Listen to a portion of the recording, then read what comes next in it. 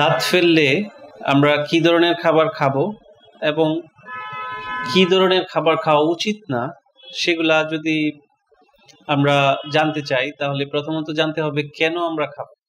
আমরা প্রথমে বলি হচ্ছে দাঁত ফেললে আপনি ঠান্ডা এবং নরম খাবার খাবেন, গরম শক্ত খাবার খাবেন না। এখন আমরা যখন দাঁত ফেলে দেই তখন আমাদের মুখে যে ক্ষতের সৃষ্টি হয় সেখানে আমাদের রক্ত জমাট বেঁধে একটা ক্লট তৈরি হয়। আস্তে আস্তে সেই ক্লটটা আমাদের সেই ক্ষতের স্থানটাকে ঢেকে দেয় এবং দ্রুত এই প্রদাহটাকে শুকানোর জন্য সমস্ত ব্যবস্থা করে দেয়। তো আমরা যদি অতিরিক্ত গরম বা খুব বেশি শক্ত খাবার খেয়ে সেই ক্লটটাকে সেই দাঁতের যেখানে ছিল চোয়াল থেকে আমরা ওয়াশ আউট করে দেই, তাহলে আস্তে আস্তে এখানে একটা গর্তের তৈরি হবে যেটা ভরতে দীর্ঘ সময় লাগবে এবং পরবর্তীতে এটা থেকে বিভিন্ন রকম ব্যথা আপনাকে কষ্ট দিতে পারে। তো এই জন্য আপনাদেরকে শক্ত খাবার এবং গরম খাবার খাওয়া যাবে। পক্ষান্তরে আপনাদেরকে নরম এবং ঠান্ডা খাবার খেতে হবে, যাতে নরম খাবার খেলে আপনার ক্লটটাও এখান থেকে ছুটে যাওয়ার কোনো সম্ভাবনা থাকবে না।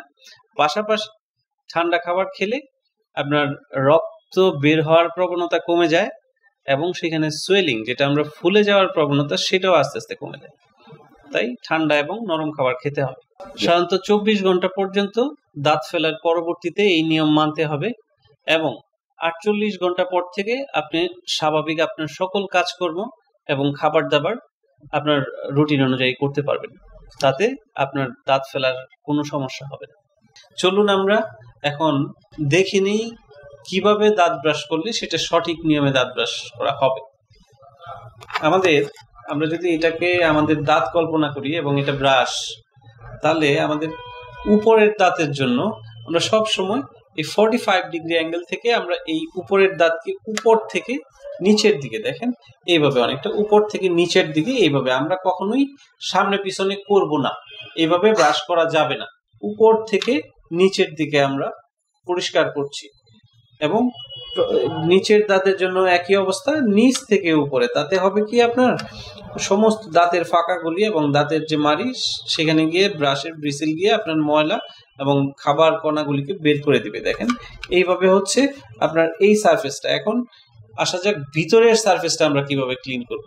ভিতরেরটার জন্য একই, নিচের দাঁতের জন্য নিচ থেকে ভিতরের, দেখেন উপরের দিকে আমরা আসতেছি, আমরা এইভাবে আসতেছি, এইভাবে আপনার সমস্ত দাঁতকে এইভাবে পরিষ্কার করতে হবে। শুধু আমরা সামনে পিছনে করে যে আমরা অনেকেই ব্রাশ করতে অভ্যস্ত, সেটা কোনো অবস্থাতেই করা যাবে না।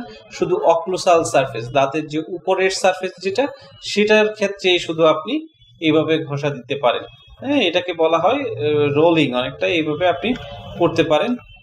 এই পিছনের দাঁতের অক্লুসাল সারফেসের জন্য শুধু এই সামনে পিছনে করা যাবে ব্রাশ। আদারওয়াইজ কোনো অবস্থাতেই দাঁতকে সামনে পিছনে সাইড দিয়ে ঘষা যাবে না। তাতে আপনার দাঁতের গোড়াতে কেটে যাবে এবং ভবিষ্যতে দাঁতের শিরশির তৈরি হবে এবং এর জন্য মাড়ি খুব দ্রুত দাঁতের গোড়া থেকে সরে যেতে পারে, আপনার দাঁতের শিকড় বের হয়ে যাবে, আপনার দাঁত দুর্বল হয়ে যাবে। এটা কোনো অবস্থাতেই গ্রহণযোগ্য হবে না। আপনার উপরের তালুর দিকের অংশ একই নিয়মে উপর থেকে নিচের দিকে দিয়ে পরিষ্কার করতে হবে। সামনের অংশ দাঁতকে এইভাবে পরিষ্কার করতে হবে, ভিতর তালু থেকে দাঁতের দিকে দিয়ে, তালু থেকে দাঁতের দিকে আপনার এইভাবে পরিষ্কার করতে হবে। তাহলেই সেই দাঁতকে মানে আপনার সঠিক নিয়মে এবং সঠিকভাবে, এবং সেটা কতক্ষণ আপনি পরিষ্কার করবেন সেটা অবশ্যই 2-3 মিনিট, তার বেশি নয়। তার বেশি হলে আপনার দাঁত ক্ষয় হয়ে যাবে। দাঁতের এনামেল দীর্ঘদিন যদি আপনি লম্বা সময় ধরে দাঁত ব্রাশ করেন, আপনার দাঁতের এনামেলটা লস হয়ে যাবে, দাঁতের ভবিষ্যতে শিরশির করার প্রবণতা তৈরি হবে। তাই সঠিক নিয়মে এবং সঠিক সময়ে 2 থেকে 3 মিনিটের বেশি দাঁত ব্রাশ করা যাবে না।